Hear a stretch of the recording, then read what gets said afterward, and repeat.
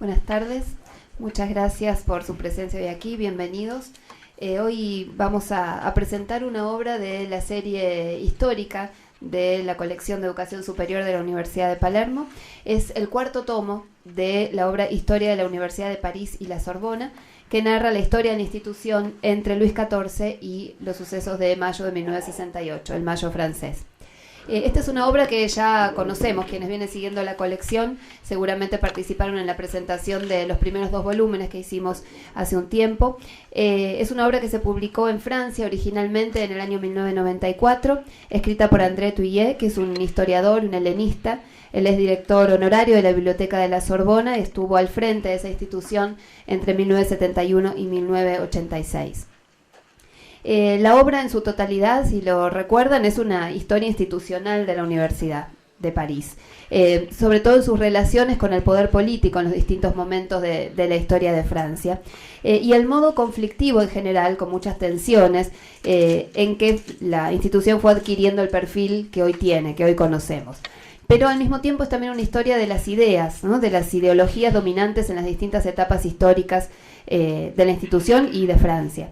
Así la obra va en los 4 tomos recorriendo el rol que la universidad tuvo en todas las épocas de la vida nacional, y al mismo tiempo describiendo paralelamente la historia de la institución, la vida interior de la universidad, las escuelas, las estructuras pedagógicas y la ideología universitaria a través del tiempo.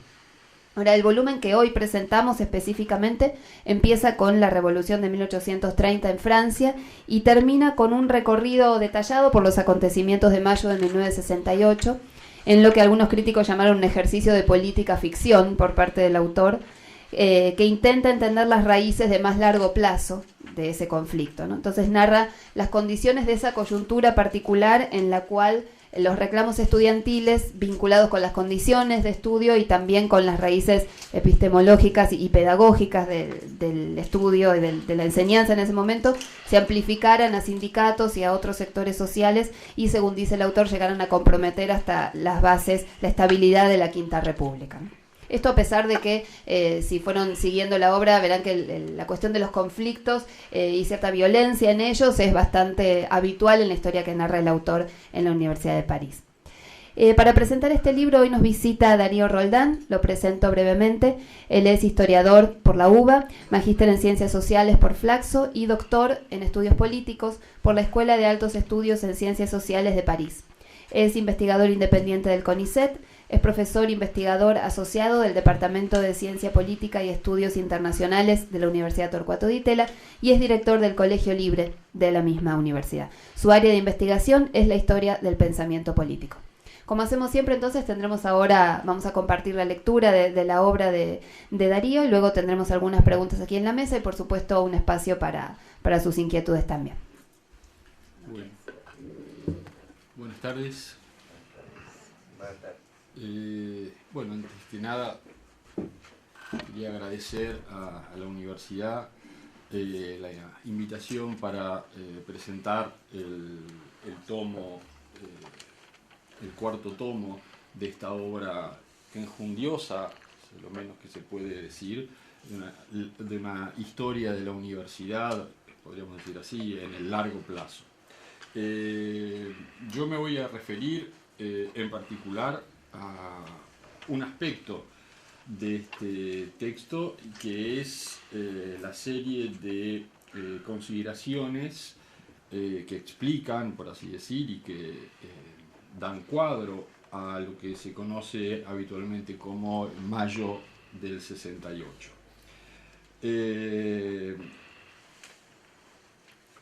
Yo lo que he pensado es al mismo tiempo hacer una serie de consideraciones en relación con los temas que se tratan en este texto y una serie de reflexiones acerca de algunas cosas que me parece que podrían haberse incluido en el texto, aun cuando es una serie de consideraciones que, dada la decisión que tomó el autor, no necesariamente deberían haber sido incluidas.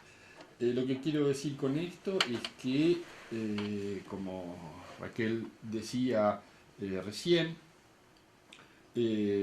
La obra, o por lo menos en la parte que yo he podido leer y comentar, que voy a comentar ahora, efectivamente es una reflexión fuertemente institucional. Es decir, el objetivo del autor no es tanto hacer una especie de exposición general de toda del contexto político, cultural, etcétera, de la política francesa en los años 60, sino básicamente tratar de ofrecer una serie de elementos para comprender realmente desde el punto de vista de una historia de la universidad qué significaron los acontecimientos de mayo del 68.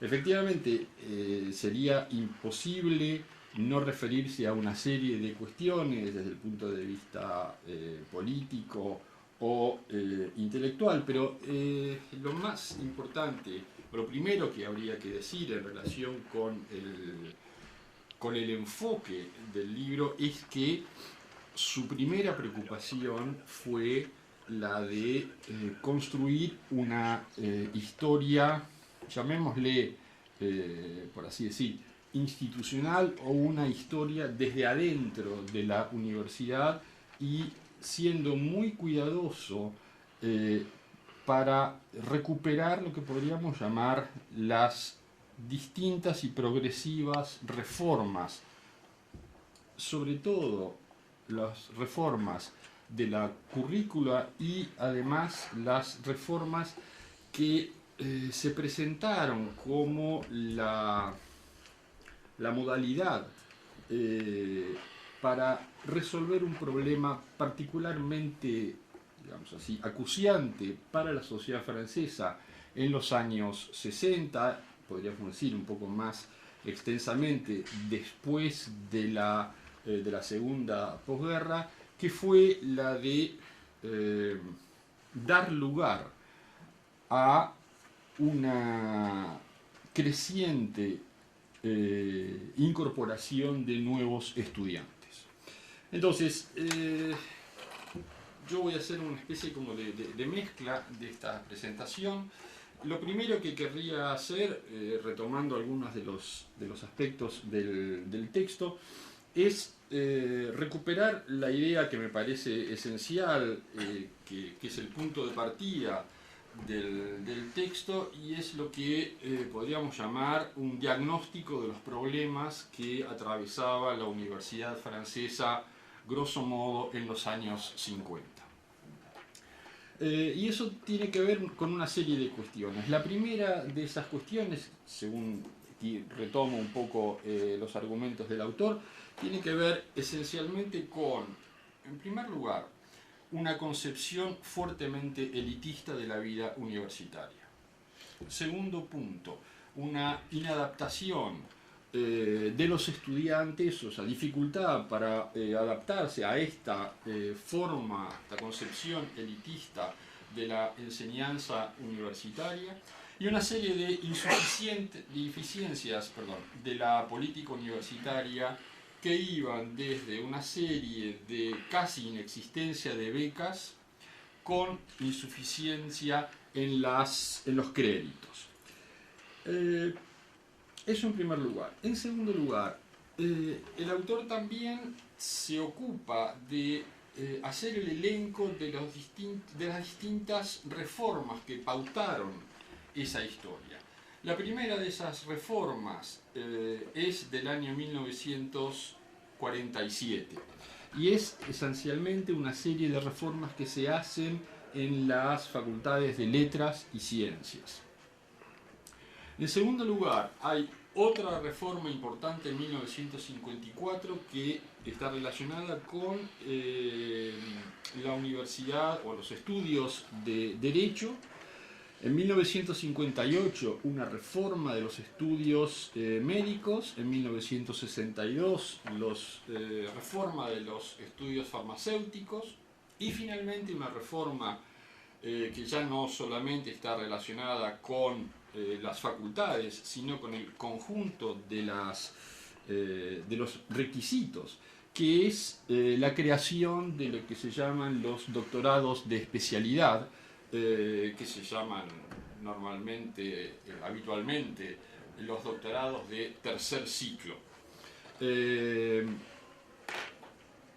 Ese conjunto de reformas que empiezan a fines de los años 40 y que llegan hasta fines de los años 50, en el fondo, y más allá del relato que ofrece el autor, no pueden sino ser vistos como finalmente un conjunto de reformas disconexas, ¿sí?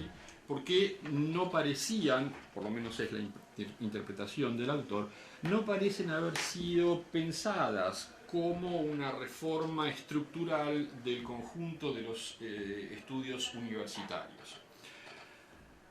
En ese sentido, diríamos, este es el segundo momento importante del libro.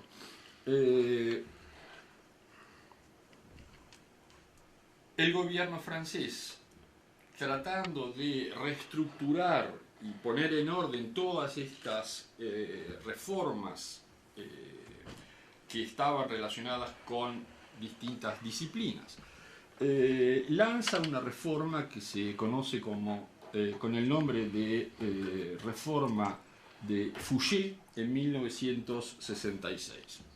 Y este es un gran punto de partida, porque podríamos decir así, es a partir de la reforma de Fouché que va a empezar a entenderse, o que va a ser posible entender la contestación de los estudiantes a las decisiones involucradas por la reforma de Fouché.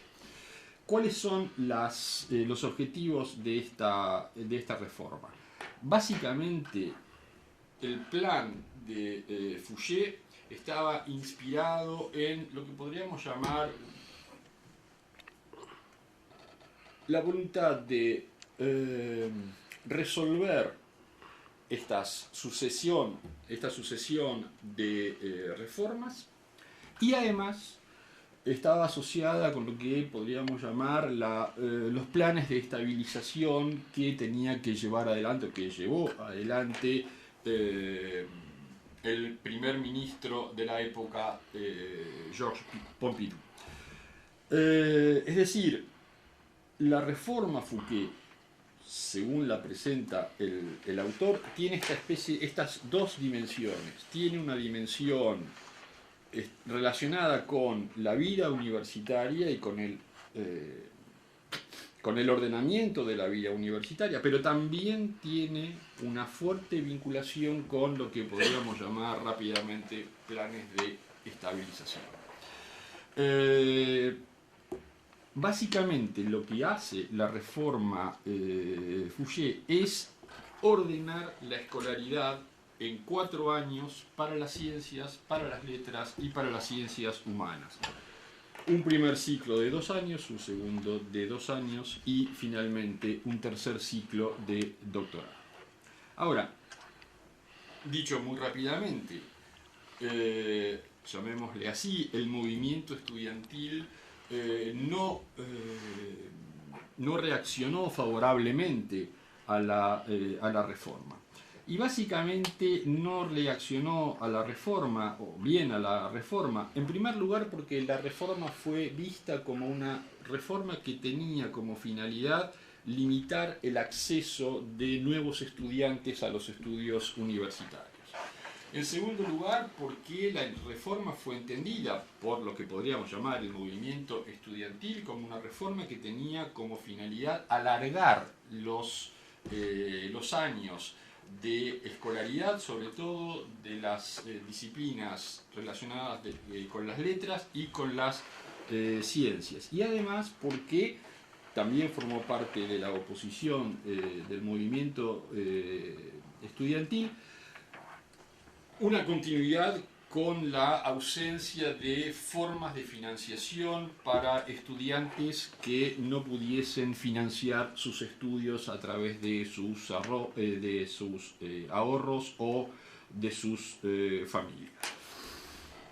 Si esas son las razones, esas razones están vinculadas también en lo que podríamos llamar los principios, las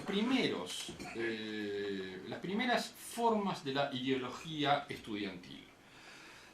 Yo diría tres cosas que señala el autor y sobre la cual yo voy a volver un poquito más adelante, para caracterizar esto que podríamos llamar la impugnación ideológica del movimiento estudiantil. En primer lugar, lo que los estudiantes llamaban como el autoritarismo de las autoridades, sea lo que sea de eso. En segundo lugar, hay un aspecto que el autor señala que me parece muy relevante, y es que el movimiento estudiantil, tal como lo ve en los años 60, es un movimiento estudiantil que, por así decir, no surge en relación con ni un vínculo fuerte con el Partido Comunista, ni con el estalinismo. Es decir, ahí hay un punto importante que el autor va a señalar y que va a dar un color al movimiento estudiantil, y es que ese movimiento estudiantil no va a estar relacionado con lo que podríamos llamar ni con el Partido Comunista, ni va a tener como ideal, podríamos decir así, digámoslo así, la revolución soviética.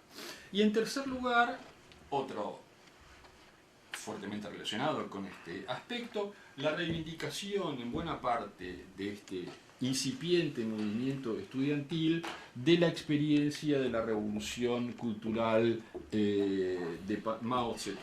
Entonces, razones para la oposición estudiantil, ideología para explicar la impugnación estudiantil. Lo que falta para completar el cuadro después del objetivo del plan de la reforma, las razones, la ideología, el detonante son los acontecimientos que ocurren en la Universidad de Nanterre, que es una universidad a las afueras de París, que había sido acondicionada a partir de 1964 como parte del reacondicionamiento de los locales universitarios, como parte de este proceso de incorporar algunos estudiantes que se habían ido incorporando a la universidad, y que, como todos los puntos de partida, como todos los acontecimientos sobre lo cual quiero decir algo más adelante, encierran una especie de misterio, ¿sí? Porque lo que ocurre en Nanterre es una cosa que podríamos llamar totalmente baladí, ¿sí? Hay un conjunto de estudiantes que, aprovechando que el ministro de Educación hace una visita a Nanterre, lo interpela. Y lo interpela, según dicen las fuentes, de una manera insolente. Este simple episodio provoca una tensión notable en el funcionamiento de la Universidad de Nanterre, resultas de lo cual el 2 de mayo la universidad cierra. A partir del 2 de mayo, entonces, podríamos decir así, se entra en lo que podríamos llamar el proceso que, por alguna razón, encuentra una dinámica completamente novedosa. Ahora bien, me voy a detener un segundo aquí, voy a salir un poquitito del texto, porque me parece que es necesario hacer una serie de cosas para tratar de entender un poco qué es lo que está ocurriendo, no solamente en en la Universidad de Nanterre o en la Universidad de París en general, sino entender un poco más en términos generales qué estaba ocurriendo, llamémosle así, en la sociedad francesa e incluso, podríamos decir, en la sociedad europea. Yo diría, el primer punto importante que hay que tener en cuenta es lo que podríamos llamar la sociedad francesa atravesó durante los años 60 una verdadera explosión demográfica. Ese es un punto fundamental para entender qué ocurrió con esta especie de explosión de la matrícula universitaria. En 1968, el 16% de la población francesa tenía entre 18 y 24 años. Y el principal problema de esta sociedad no era tanto el problema del alimento, no era el problema del trabajo, no era el problema de la vestimenta, sino fundamentalmente enfrentaba un problema de incorporación de nuevos estudiantes que tenían la vocación de incorporarse a los estudios universitarios. Eso se puede ver de otra manera. En 1950 había en Francia 30.000 bachilleres. 1950 había 30.000 bachilleres. En 1970, 20 años después, esos 30.000 bachilleres se habían convertido en 150.000 bachilleres. Es decir, lo que quiero decir es, hay una puja muy fuerte, una demanda muy fuerte, no tanto desde el punto de vista, llamémosle, laboral, social, etcétera, sino una puja muy fuerte por los, podríamos llamar, los lugares universitarios y una muy fuerte demanda por que las universidades se abrieran. En segundo lugar, hay otro elemento que me parece que es importante tener en cuenta para comprender lo que va a ocurrir, y es lo que podríamos llamar la aparición a partir de, llamémosle, de la segunda posguerra, de lo que podríamos llamar la brecha entre padres e hijos. Y esto está relacionado con muchas cuestiones, tiene que ver con la modificación de la composición de las familias, tiene que ver con la dilución de lo que podríamos llamar la autoridad parental, la relación de padres e hijos que se modifica radicalmente en estos años. En tercer lugar, el mundo de los jóvenes, esto es, de ese 16% de la población francesa, es un mundo que por primera vez no estaba poblado por viejos. Es decir, hay una dimensión que hay que tener en cuenta, que podríamos llamarla demográfica, pero que no solamente tiene que ver con la demografía, sino tiene que ver con la relación entre las edades de la población. Pero además, esa diferencia de edades se expresó en la coexistencia de una generación próspera, numerosa, segura y culturalmente autónoma, en contraste con sus propios padres. Padres que, en el fondo, eran una generación poco numerosa, una generación insegura y, sobre todo, una generación fuertemente marcada por dos acontecimientos radicalmente traumáticos, como fue la depresión de los años 30 y, por supuesto, la Segunda Guerra. Lo que quiero decir con esto es que esta brecha entre padres e hijos tiene que ver fundamentalmente, en todo caso yo quiero llamar la atención de esta brecha para subrayar la idea de esta especie de coexistencia de un vínculo entre padres e hijos, pero que es una coexistencia de dos modos muy diferentes de mirar el mundo y sobre todo cómo encontrar un lugar en ese mundo.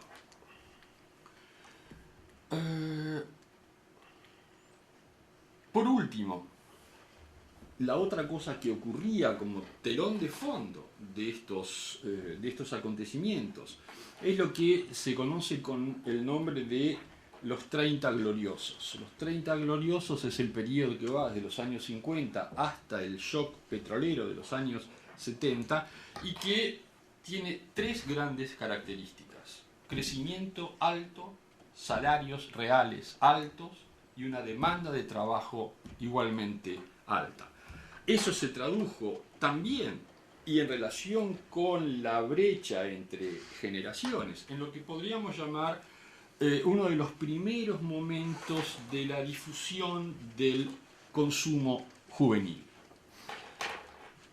Ahora bien, entonces, explosión demográfica, brecha generacional, crecimiento económico, salarios altos, consumo juvenil, etcétera, etcétera, etcétera. En ese contexto más global y en el contexto más específico de las reformas, sobre todo la reforma de 1966, ocurre una serie de acontecimientos. Este es un punto sobre el cual quiero decir algo un poco más adelante, pero lo que querría decir por ahora es lo siguiente. El texto nos ofrece al mismo tiempo una interpretación y un relato de los acontecimientos. Quiero decir con esto, lo que ofrece el texto no es solamente el elenco de reformas, lo que el texto nos ofrece también es un relato pormenorizado de las cosas. Déjenme usar una fórmula de un historiador del siglo XIX, Ranke, un relato pormenorizado de las cosas tal como las cosas se fueron sucediendo. Ahora, ese me parece que es un punto importante y al mismo tiempo es un punto sobre el cual vale aclarar algo. Porque esa concatenación de acontecimientos que son presentados como unos detrás de los otros involucran, sin embargo, algún tipo de interpretación sobre el cual quiero decir algo un poco más adelante. Ahora bien, ¿cuáles son los acontecimientos entonces? A partir del 3 de mayo empiezan una serie de enfrentamientos entre los estudiantes y la policía. Esos enfrentamientos empiezan a escalar muy rápidamente. El primer día hay 600 arrestos. El segundo día las autoridades de la Universidad de París cierran no solamente Nanterre, sino que además cierran la Sorbona. El 6 de mayo hay una gran cantidad de heridos y el 7 de mayo se incorpora a este relato un elemento que no necesariamente tenía que haber estado allí, pero que efectivamente estuvo allí, y sin el cual probablemente las cosas hubiesen sido completamente distintas. Y ese episodio que ocurre el 7 de mayo es una reunión de la CGT, de la CFDT y del FEN, es decir, de tres confederaciones gremiales que deciden incorporarse al movimiento estudiantil. Diríamos así, a partir de principios de mayo, del 7 de mayo, este movimiento es un movimiento que empieza siendo un movimiento estudiantil y muy rápidamente empieza a tener una especie como de segunda pata, y es un movimiento entonces que expresa la oposición de los estudiantes al mundo universitario. También va a expresar, podríamos llamar, una serie de reivindicaciones en un contexto muy particular, que es el contexto de altos salarios, y que va a terminar produciendo algo que nosotros, por lo menos los que tenemos una cierta edad, y bueno, que es un fenómeno completamente conocido, que es el intento, en algunos casos fallido, en otros casos exitoso, por así decir, de la, llamémosle, si no la alianza, de la colusión entre movimiento estudiantil y movimiento sindical. A partir del 9 de mayo, entonces, no solamente los acontecimientos ocurren en la universidad, sino también empiezan a ocurrir en las fábricas. ¿Sí? A partir del 9 de mayo, como les digo, se ocupan las fábricas. A partir el 10 de mayo, los estudiantes hacen lo que podríamos llamar una especie como de... No es la expresión más adecuada, pero digamos... construyen las barricadas en el barrio latino. A partir del 13 de mayo hay 1 millón de personas que manifiestan en París y que están en huelga, y a partir del 14 de mayo el movimiento obrero, la CFTT, la CGT y el FEN decretan la huelga por tiempo indeterminado. Es decir, a partir de mediados de mayo, grosso modo, el movimiento estudiantil no solamente es un movimiento estudiantil, sino que va a protagonizar un episodio que es mucho más que un episodio universitario, sino que, porque además empieza a ser un problema radicalmente político. Ahora bien, a partir de mediados de mayo, déjenme decir rápidamente lo que sigue, el 17 de mayo hay 200.000 huelguistas, el 18 de mayo hay 1 millón de huelguistas, el 21 de mayo hay 4 millones de huelguistas, el 22 de mayo hay 8 millones de huelguistas. Esto es, desde el 17 al 22, los huelguistas pasan de 200.000 a 8 millones. A partir del 23 de mayo no hay correo, no hay nafta y, como ustedes imaginarán, una larga serie de dificultades de lo que podríamos llamar la vida cotidiana, que hace que muchos, y sobre todo del movimiento estudiantil, empiecen a pensar que efectivamente la revolución está a la vuelta de la esquina. Sin embargo, el texto nos da una interpretación distinta, porque el texto no toma, digamos así, lo que los estudiantes decían, sino que trata de entender o de presentar, por lo menos, lo que podríamos llamar los verdaderos objetivos de los estudiantes. Dice el autor, los estudiantes no eran fundamentalmente revolucionarios. Con lo cual, toda la interpretación es una interpretación que en el fondo dice, hay dos movimientos juntos, pero esos dos movimientos no son la alianza de dos sectores que están luchando en contra del poder, sino son dos movimientos radicalmente diferentes. Entonces, no eran fundamentalmente revolucionarios, simplemente se rebelaban contra la opresión social del régimen. En definitiva, los excesos verbales ocultaban una timidez adolescente. Dicho de otro modo, entonces, el autor, frente al episodio del pasaje de 200.000 huelguistas a 8 millones de huelguistas, una huelga, podríamos llamarla general revolucionaria, un conjunto de estudiantes universitarios haciendo la revolución, para decirlo rápido, lo que en realidad sugiere el autor es que todo ese conjunto de episodios revelan en realidad un exceso verbal y que expresan, por así decir, la interpretación valga lo que vale, una suerte de timidez adolescente.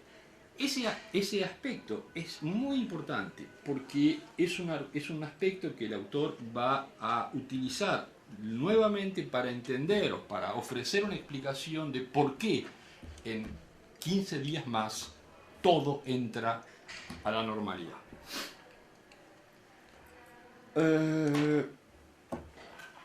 El 27 de mayo, para terminar con la cronología, el 27 de mayo el movimiento sufre una especie de parate enorme porque el gobierno ha decidido, por así decir, resolver el problema que pensaba que era el problema más grave, que es el acuerdo con los sindicatos.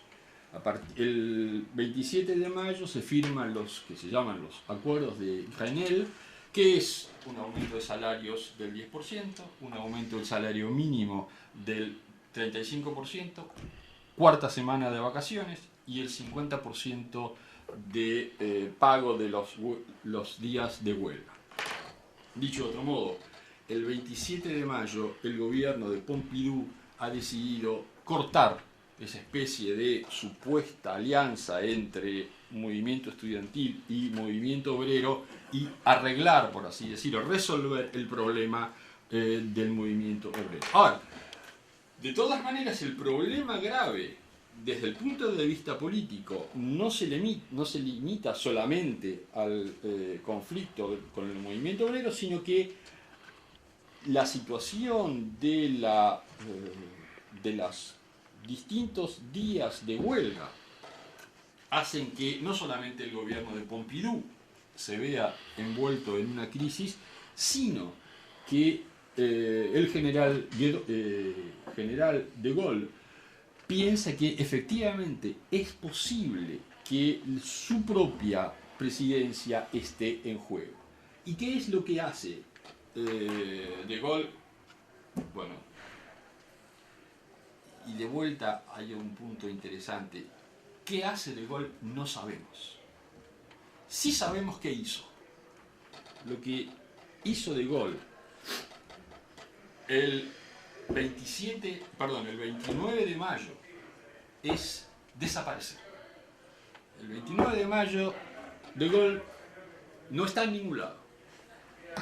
Después se supo que lo que había hecho fue ir a Alemania a entrevistarse con el jefe de las fuerzas francesas que estaban en Alemania.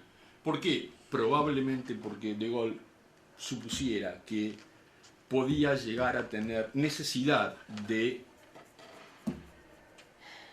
resolver la situación de modo menos pacífico de lo que suponía.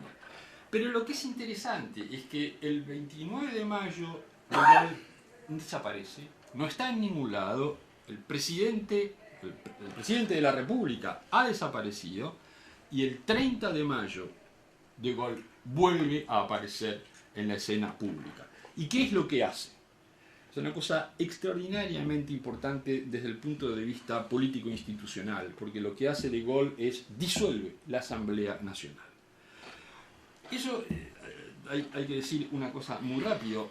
La facultad de disolver la Asamblea Nacional era una de las facultades más importantes que el mismo de Gaulle había conferido al presidente de la República en lo que se conoce como el dispositivo institucional de la Quinta República Francesa.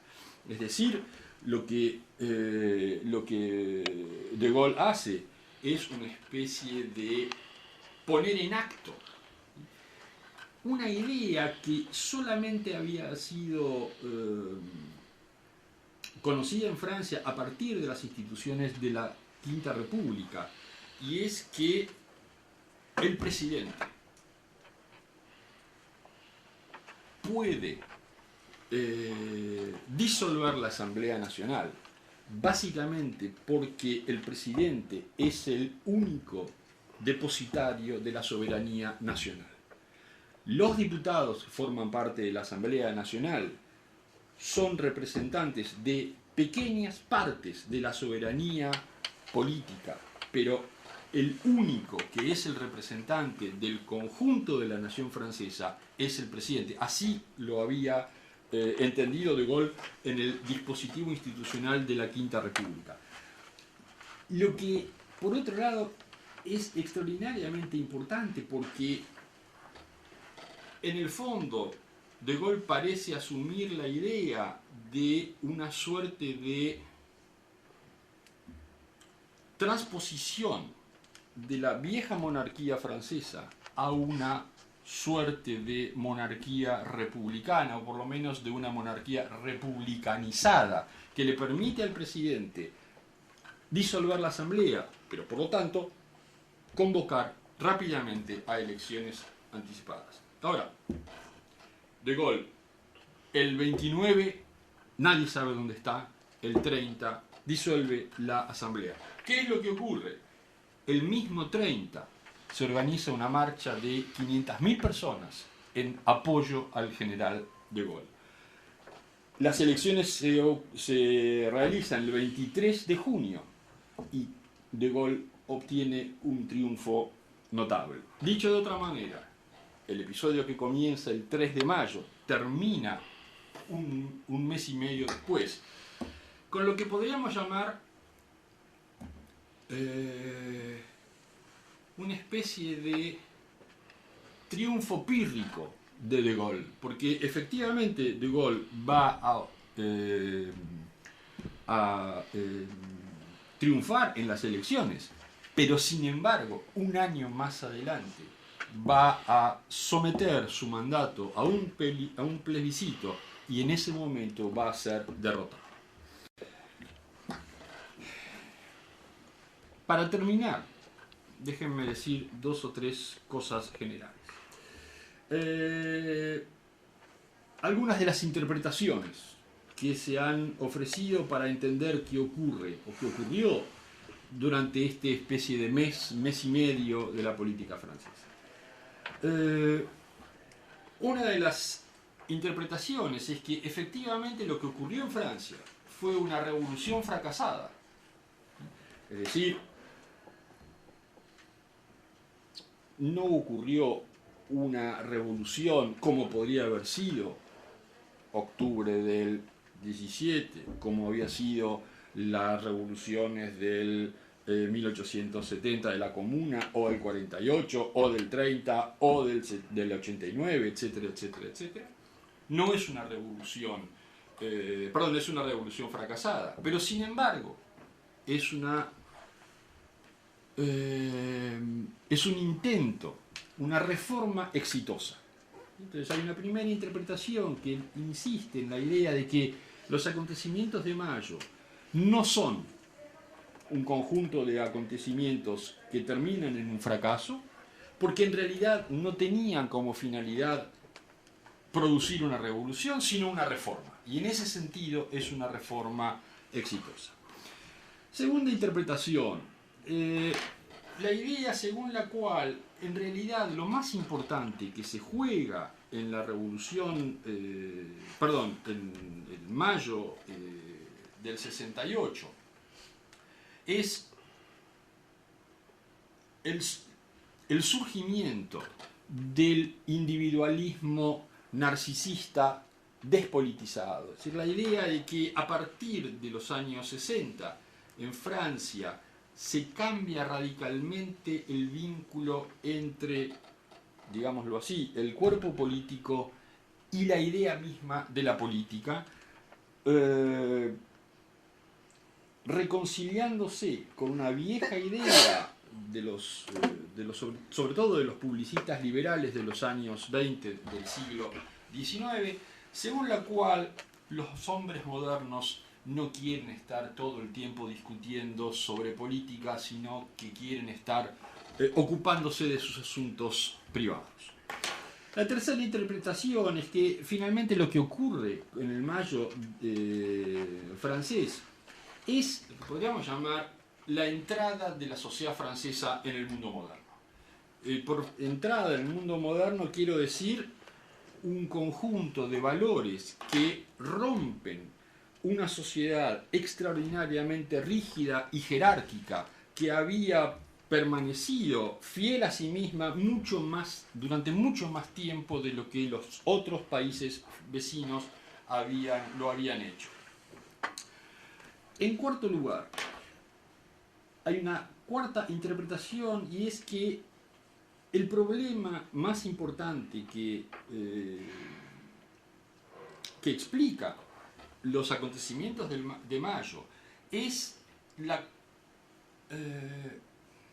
la vocación de reconstruir la cuestión de la autoridad. Es decir, podríamos llamar el problema, lo que deja a Mayo en esta interpretación es el aniquilamiento de las distintas y tradicionales formas de la autoridad. Y en segundo lugar, también Mayo deja como herencia un punto que se va a retomar muy fuertemente 20 o 30 años después, que es lo que podríamos llamar el relativismo cultural. Es decir, esta idea que va a venir acompañando Mayo del 68, según la cual, bueno, la idea que involucra al estructuralismo, a la antropología, etc. Es decir, la idea según la cual no hay ningún tipo de diferencias en las formas distintas de las distintas culturas. Esto lo quiero mencionar porque hay algunos filósofos que eran muy jóvenes durante el periodo en este mes. Por ejemplo, Henri Lévy, como por ejemplo Glucksmann, o como por ejemplo Finkielkraut, que van a ser durante los años 90 y los años 2000 como especies de apóstoles de la idea de que una de las desgracias que acompañó a Mayo del 68 fue no haberse dado cuenta de que la idea del relativismo cultural tenía un peligro extraordinario, y es que no había manera de tomar una decisión adecuada en términos de distintos regímenes políticos. Última interpretación, Mayo del 68 fue también una suerte de explosión del relativismo de los valores. No sé si alguno de ustedes ha leído una novela de Houellebecq que se llama Plataforma, que es como una especie de crítica despiadada, y casi podríamos decir reaccionaria, a las ideas de del Mayo francés. ¿Tengo 5 minutos más? No. No, bueno, todo eso después... bueno, déjeme... 3. Ok. Bueno, quería para terminar decir 3 o 4 cosas generales de lo que podríamos llamar una serie de preguntas que uno puede hacer a esta interpretación. La primera pregunta, lo voy simplemente a mencionar rápidamente, en todo caso podemos volver sobre ellas más adelante. Pero hay una primera pregunta que es una pregunta acerca de lo que podríamos llamar lo inevitable en la historia. Es decir, bueno, nada, lo inevitable en la historia. En segundo lugar, ¿cómo entender lo que podríamos llamar la relación entre lo que el autor narra y lo que podríamos llamar el contexto político en el que esos acontecimios se insertan? En tercer lugar, hay un punto extraordinariamente relevante y que el autor señala más de una vez, que es lo que podríamos llamar el problema de entender cómo se comportan ciertas élites en el momento en el que hay una transformación social relevante. Ese es un punto absolutamente central, incluso no solamente para mirar el Mayo francés, sino por ejemplo para entender qué ocurre, para no hablar de de la situación actual, por ejemplo, lo que ocurrió en la Argentina a principios del siglo XX. Es decir, esta idea que hay un problema para entender qué es lo que hacen un conjunto de élites en relación con ciertos procesos y transformaciones sociales, y muchas veces están, por así decir, a la altura de los acontecimientos o claramente por debajo de ellos. Dos cosas más. ¿Qué tipo de revolución es esta revolución que finalmente no termina en nada? Y es un punto interesante porque claramente lo que ocurrió en mayo del 68 no fue ninguna de las formas de las revoluciones clásicas, ¿sí? Ni ninguna de las formas de las revoluciones que hubo en Francia. Al revés, lo que ocurrió en mayo del 68 fue exactamente casi lo contrario de una revolución. ¿Por qué? Porque las revoluciones normalmente empiezan con una oposición de un grupo grande de personas que finalmente van terminando, se van radicalizando progresivamente hasta que alguien dice hasta acá llegamos. Lo que ocurrió en el mayo mayo francés es exactamente lo contrario.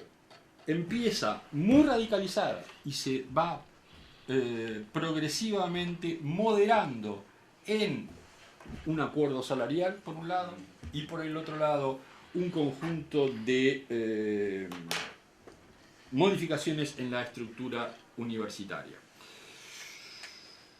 Y la última cuestión es tratar de entender cómo todos estos acontecimientos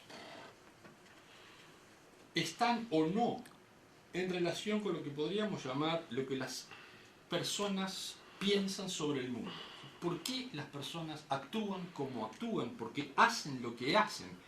Y si efectivamente es productivo o no es productivo, exagerando el argumento, digamos así, atribuir o no, y en todo caso, qué cosa atribuir, a lo que podríamos llamar la ideología de este movimiento. Siendo que esta ideología se expresó a través de muchas maneras. Por ejemplo, a través del estructuralismo, a través de la modificación de la historia, a través de la recuperación de los manuscritos filosóficos de Marx, a través de la, llamémoslo así, de la idea del amor libre, y otra idea que es de matriz soreliana, pero bueno, no solamente es soreliana, pero es la idea de que la violencia libera. En un contexto muy interesante, porque no hubo ningún movimiento en mayo que se expresara violentamente, ni hubo consecuencias ni movimientos que recuperaran la actividad de mayo y que dieran lugar a movimientos urbanos en la política francesa. Siendo que eso había ocurrido, como todos saben, en Italia. En la historia de España es distinta, pero por lo menos en el caso de la política italiana y de la política alemana. Una de las notas diferentes de la sociedad francesa es la ausencia de esta voluntad de conferirle a la violencia una productividad política. Bueno, hasta aquí no me dejan seguir hablando. No, muchas gracias y perdón por el Al contrario, queremos seguir por eso. Antes de abrir al público, creo que quizás retome algo de lo inevitable en la historia que no desarrollaste. Porque en el escenario que planteabas algunos acontecimientos del Mayo francés parecían muy esperables, pero otros muy disruptivos, ¿no? Eso quería preguntarte, ¿en qué medida el Mayo francés fue disruptivo o inesperado y en qué medida fue previsible? No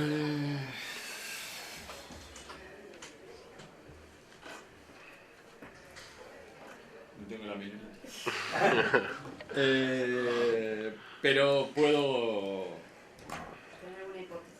Sí, puedo decir algo, digamos así. No, esto tiene que ver con esto que vos mencionabas de la cuestión de lo inevitable, porque ahí hay un punto que es muy interesante para entender, y es que ¿qué puede querer decir que algo es inevitable?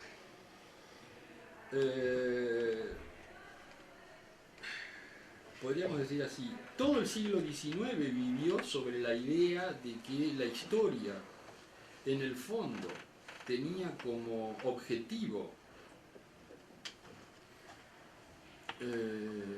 comprender no solamente por qué ocurrían las cosas, sino tenía como objetivo comprender el sentido de las cosas, es decir, hacia dónde iban las cosas. Y eso tiene que ver con los autores cristianos, con los marxistas, o con el padre de la sociología, como Comte. Podríamos decir así, el siglo XIX es el gran siglo de la filosofía de la historia. Ahora, todo eso puede decirse de otro modo. Todas esas filosofías de la historia, muy rápidamente dicho, podría sintetizarse en una idea que es la idea de que hay algo del orden del determinismo en el acontecer de las cosas que los hombres hacen en el tiempo. Sin esa idea, nunca hubiera sido posible entender qué había ocurrido en la Revolución Francesa. Ni tampoco podría haber sido posible entender, tal como se lo entendió, lo que ocurrió con la Revolución Soviética. Es decir, esta idea de que, bueno, no importa de dónde vengan las cosas, hay un sino que va a ocurrir inevitablemente. Por alguna razón, y la pregunta acerca de lo inevitable en la historia tiene que ver con esa idea. Para bien o para mal, las formas de pensar más fuertemente deterministas, sobre todo aquellas que estaban relacionadas con la experiencia soviética, digamos así, se demostraron como derrotadas, equivocadas. Ahora, sin que eso sea una respuesta, lo cierto es que una de las cosas que ocurrieron junto con la consideración del fracaso de la experiencia soviética, para decirlo muy rápidamente, es el recrudecimiento de una idea muy fuerte que se expresa en una especie de retorno de la idea de lo político, y es la idea según la cual, en el fondo, lo político no se puede entender sino a partir de la idea del azar. No es que todo está relacionado con el azar y que no podemos saber si efectivamente vamos a morir en los próximos 10 segundos.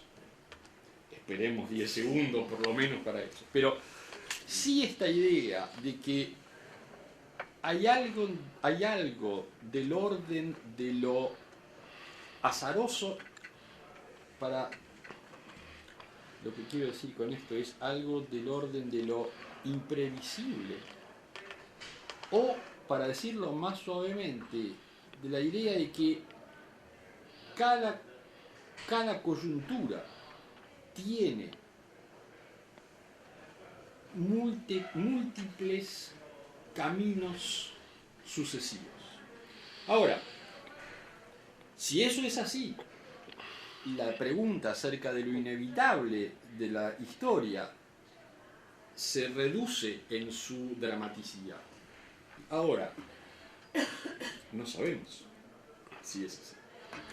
Me parece que uno de los puntos más interesantes que tiene este tipo de toma de decisión, y es que se hace cargo de la idea de que hay algo del orden de la sucesión de los hechos, y también de la idea de que un hecho que está relacionado con el otro no necesariamente iba a estar relacionado con ese hecho, sino que algo pasó para que un acontecimiento condujese a la emergencia del otro. Ahora, pasó A, pero pudo haber pasado B.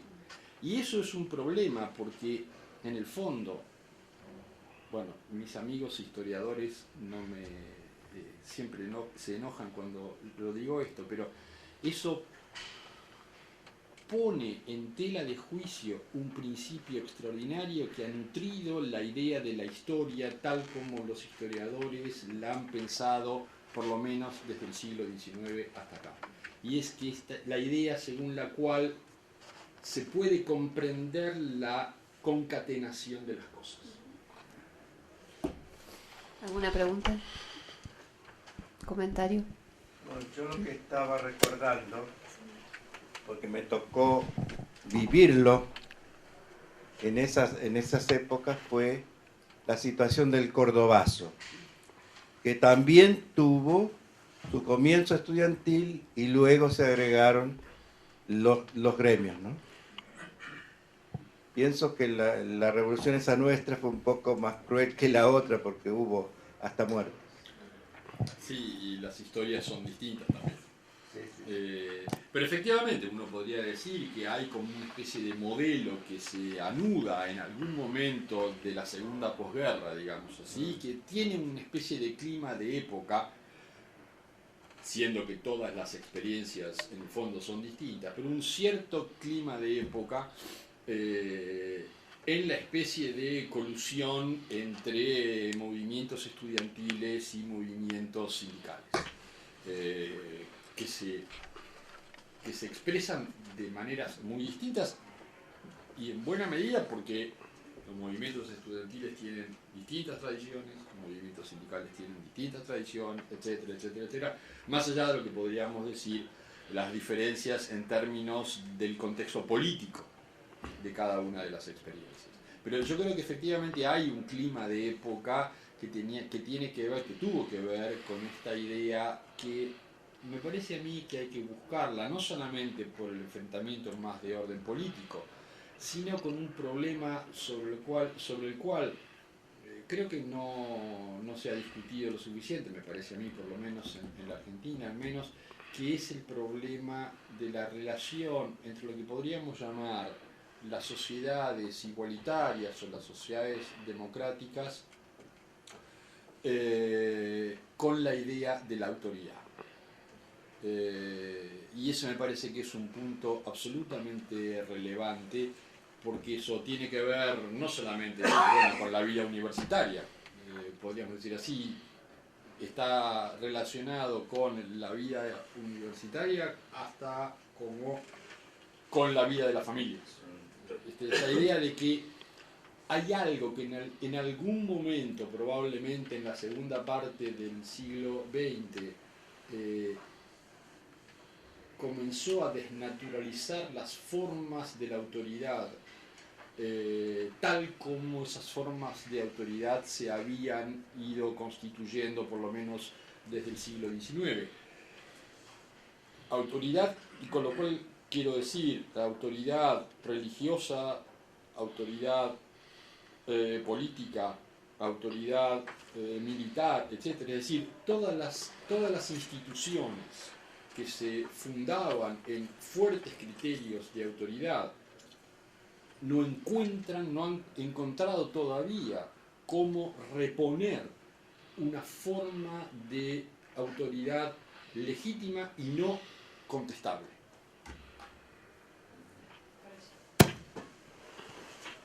Sí, indudablemente que el apoyo que el sector obrero dio al movimiento estudiantil en el Mayo francés fue decisivo para que tuviese las dimensiones que tuvo ese acontecimiento, ese episodio.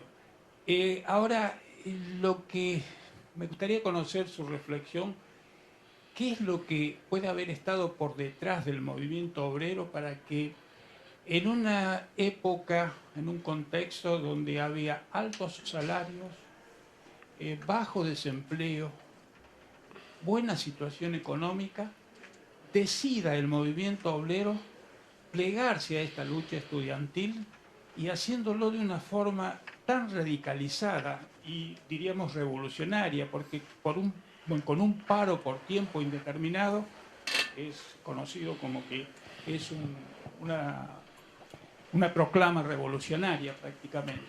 En el caso del cordobazo, un año después de lo que fue el Mayo francés, había causas bien, además de la copia, de la réplica de lo que fue el año anterior, el Mayo francés, había circunstancias sociales y laborales realmente complicadas que se estaban dando en ese momento, porque estaba la discusión del sábado inglés, los convenios colectivos, pero en el caso francés, ¿cuál es su reflexión?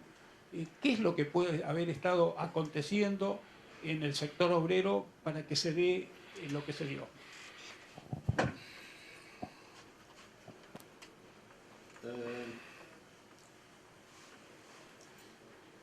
Yo diría,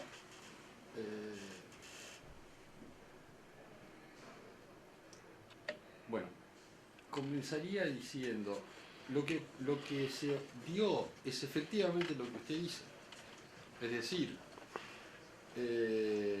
yo creo, por lo menos así se presentan los hechos, por así decir, que las reivindicaciones, digamos, había que distinguir entre dos movimientos, digamos así. Uno me parece que está relacionado con altas tasas de empleo. Es decir, y es más o menos evidente que las reivindicaciones obreras tienden a concentrarse sobre la base de las mejoras salariales en épocas de alto empleo o sobre la base de los problemas de empleo cuando hay problemas de empleo. Entonces yo diría, una de las cosas que me parece que explica solo una parte es que efectivamente se inscribió, este conjunto de episodios se inscribió en una situación en la que había una tasa alta de empleo. La segunda dimensión creo que tiene que ver con lo que podríamos llamar una suerte de dinámica revolucionaria, en la que se combinan, como en el movimiento estudiantil, una serie de movimientos muy fuertemente contestatarios, no totalmente controlados por lo que podríamos llamar los viejos sindicatos asociados con el Partido Comunista. Entonces yo creo que hay una especie como de situación que se va de las manos, por así decir, hasta que efectivamente las cosas se reacomodan a partir de los acuerdos de Grenelle a fines de mayo. ¿Alguna otra pregunta? Cierro yo entonces con una que también aparece un poco al final del libro. El autor deja algunas preguntas bastante incisivas sobre su propio país, ¿no? Y pone en cuestión de algún modo el carácter democrático del sistema de reproducción de las élites en Francia. Y leo una de las preguntas que escribes. ¿Nuestra sociedad es tan democrática y liberal como se piensa? Te devuelvo un poco la pregunta. ¿Qué tan igualitaria es la sociedad francesa? Sobre todo a partir de tu propia experiencia haciendo allí tu doctorado y viviendo allí, ¿no? ¿Cuánto tiempo tengo?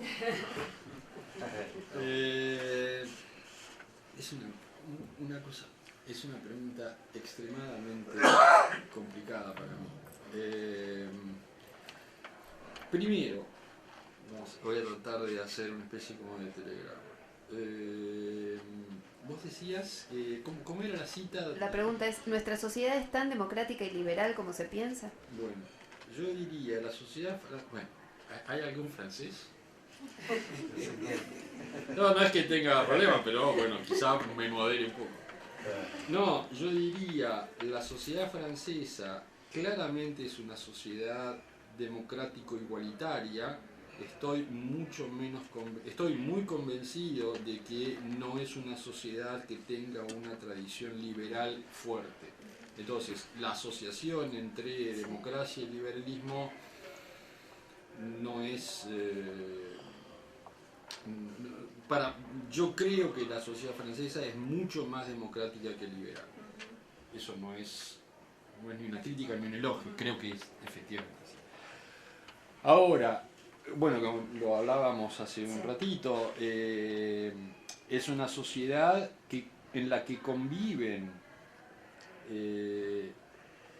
una convicción extraordinariamente meritocratizante con una idea inextinguible de la radical igualdad entre los hombres.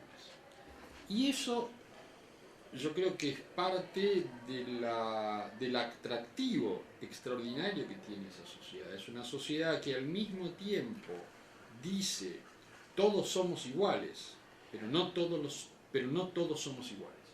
Ahora, eso es un problema enorme, porque efectivamente todos somos iguales y no todos somos iguales.